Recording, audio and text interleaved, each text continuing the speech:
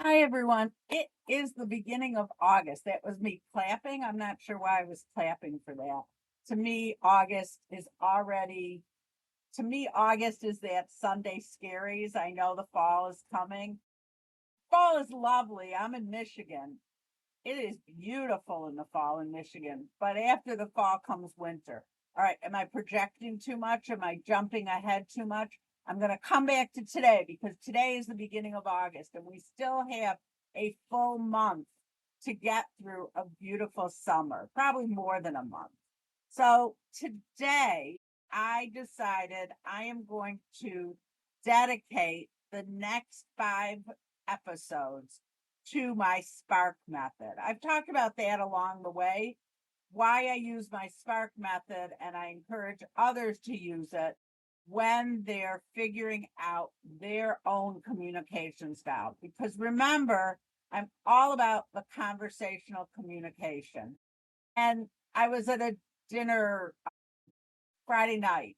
Stop saying Pam, but here's the magic of the editing. I'll be able to pull it out. I was at a dinner Friday night and we were talking about different things and a little bit about work. And someone said to me, well, don't you always have to know what you do though, if you don't memorize?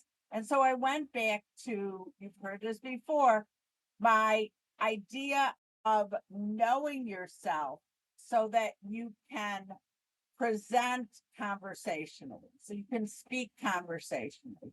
For me, it's like a quiver of arrows. Quiver, is that a new word for you? That's where you hold your arrows.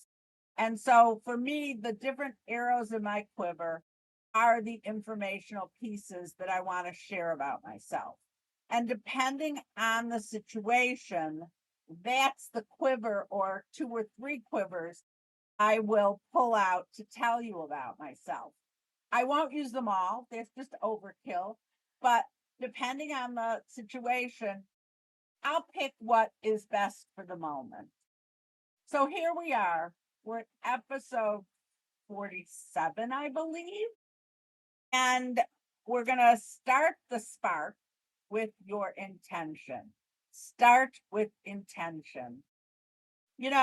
When we go to all these networking things and even out and about, the dinner I was at probably had about 30 people, 35 people Friday night. And it was a personal dinner, but everybody asks what everybody's doing. Everybody kind of asks about work and what's going on in your day. And so I have to have a conversation and this idea, why did everything pause?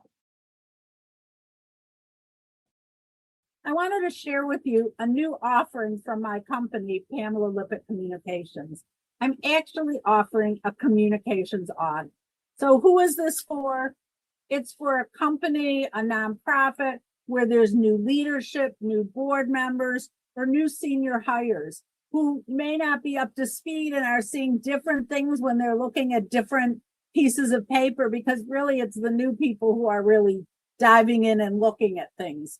It could be because you have new programs or new clients or new services, and you want to give them a consistent message about your company.